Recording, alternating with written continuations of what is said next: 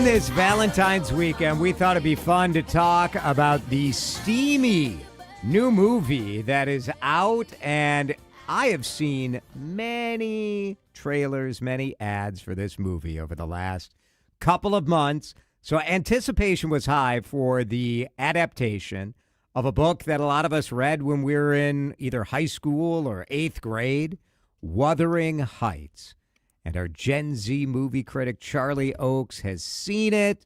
And Charlie's with us in studio. It's good to see you. Happy Valentine's Day weekend. Yes, happy Valentine's Day weekend. Good to see you. Wuthering Heights, this adaptation, as always when you have a classic book, is going to be controversial. But the idea here was to try to, you look at sort of the steamy, sexy period pieces that are out in the popular culture right now. This is sort of designed to captivate your generation, right? Totally. Yeah, it's exactly that. I mean, speaking of you seeing all these trailers for it, I mean, I remember back in November I was seeing trailers for it. And it's been in our face for a couple months now. So, yeah. So the expectations were high for this movie, but the reviews so far have been pretty low. Yep. And so you saw this movie when? I saw it last night. And your reaction is? My reaction is a 2.5 out of 5. Okay. That's pretty low. Yeah. That's pretty low. Why don't you give me the thumbnail of what the story of Wuthering Heights is? Because you hadn't read the book, and I'm sure plenty of our audience barely remembers it. So what's the story? Yeah, the story is Catherine and Heathcliff. It's a love story between them.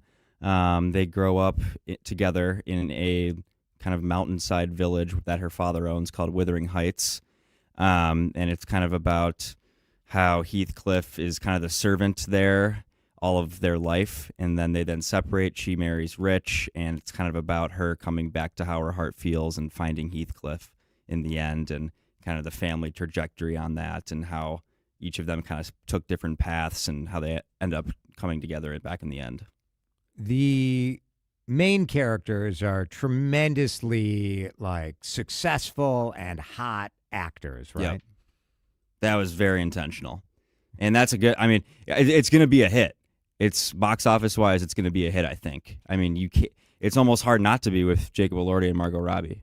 I mean, and then both of them together, and then the soundtrack by Charlie XCX. It's very pointed towards our generation. And what do you think? I mean, are people, so far, I will say, the online reviews that I've seen, the TikToks, it's not hitting. I don't know that it's hitting with your generation. What do you think? Yeah, I think people are upset about the book and the inaccuracies and the going from page to screen. But now, it's not. That's sort of stupid, right? Is stupid. First of all, there is no way that you could take a classic piece of Emily Bronte literature and, I mean, the book was long. Yeah. The movie would have been 12 hours long if you included all those characters, all that plot development. It's just, you're going to have to drop some stuff. I think it's silly, and it's not like the director came out and said, hey, I'm going to make this extremely accurate to the book, and I'll be sure to live up to everyone who read it, and it's going to be just like the book. It's like she can do it her own way. It's for movies. It's for entertainment. It doesn't have to be 100% accurate. Do you think voracious readers are they annoying when it comes to watching a film adaptation, or are they extremely annoying? Probably extremely annoying because they'll let you know they read it and that the book is better. It's why is that even a comparison? Is that the goal, you think? Is it just the flex to be like, well, I read it? It's a good chunk of it. Yeah, I think so. Yeah. You have to make, the director, who is a controversial, provocative director, right? Totally. Emerald Fennell. Yep. And the director defended her changes. She's like, look, you have to make those hard decisions. Yeah.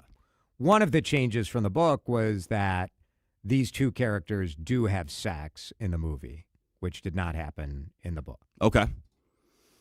Yeah, I mean, that's just show business, It's like you got to get Jacob Elordi and Margot Robbie in there. There needs to be this ongoing tension build, and you kind of got to pay that forward. At the end of the day, it's just it's a movie with two superstars. I mean, it's not like back in the old days, you'd be watching Cheers and wondering if Sam and Diane were going to get it on. Now you're going to the movie. I do wonder, like, what sort of influence there is when you look at, like, Bridgerton, which Bridgerton is so popular, and it does have that sort of, I don't know, that sort of period piece vibe that also has, like, a lot of taboo sexuality to it. Yeah. Was this movie, did you find it, like, is it sexy? Does that make sense? Yeah, no, yeah, it is. I loved the costume design. I mean, it was a very visually pleasing movie, very nice color. It looked really good. And I think that kind of adds into the sexiness of the movie because it's about them kind of falling in love, and it's like helpful to have nice scenery around. Right. So that part was I enjoyed. The New Yorker, in their review, said that Wuthering Heights never plumbs the depths, so that they described it as superficial, where it just sort of sat on the surface of the relationship, and you never Totally. And that's very accurate. I found it boring, and 2 hours and 16 minutes, decent runtime for an adaptation of a classic novel, I'd say. Sure. Yeah, pretty boring. That's a good way of putting it. Valentine's weekend coming up as we talk with Charlie Oakes, our Gen Z movie critic here on CCO Radio. Coincidentally, same last name as newswoman Laura Oakes. Love stories. I mean, movies have like three genres, right? Oh, yeah.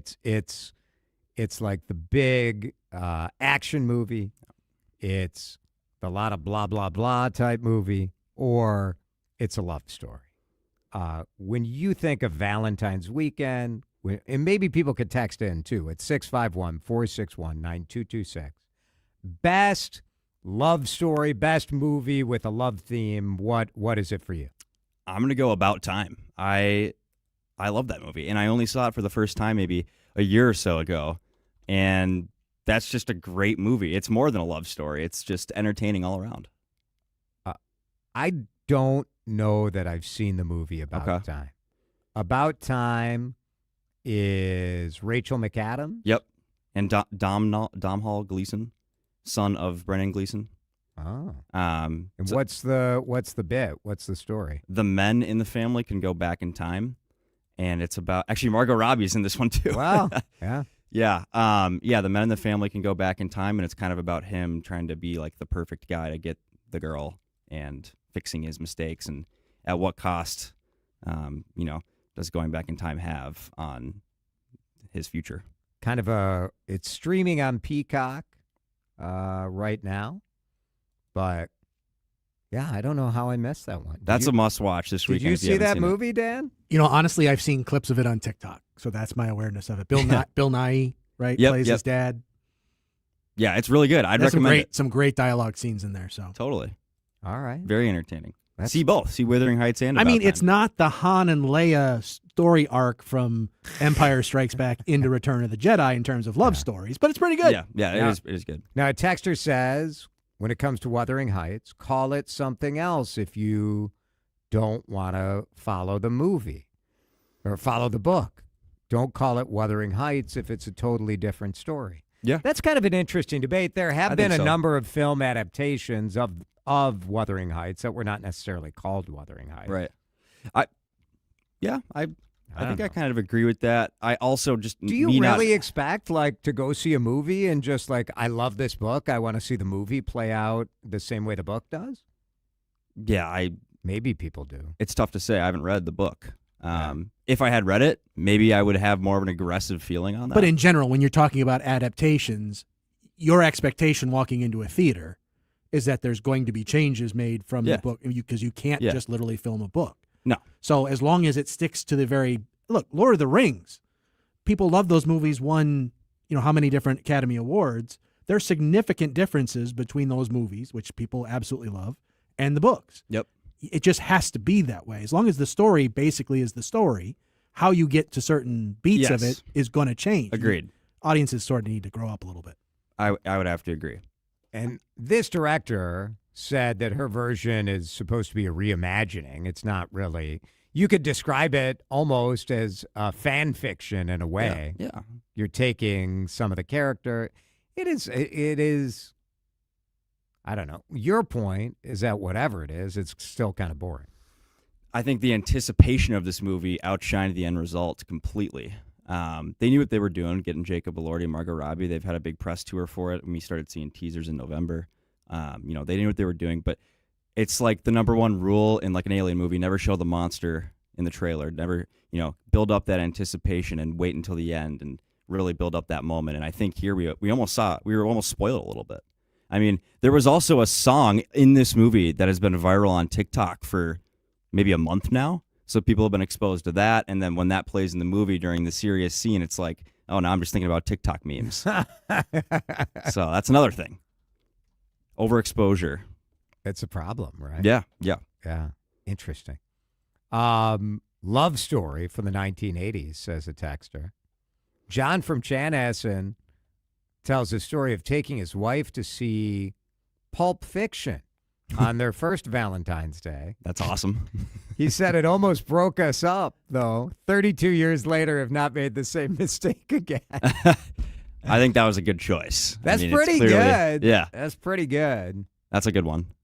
Was that so that was a Valentine's Day release?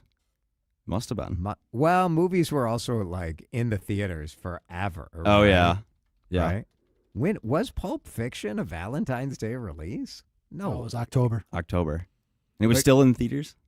Well, Maybe it was in the cheapo theater. that's right. That's the question. Did you go So to was she objecting to the theme of the movie, expecting it to be romantic, or was Yeah. she objecting to the fact you took her to She a was cheap mad. That's right.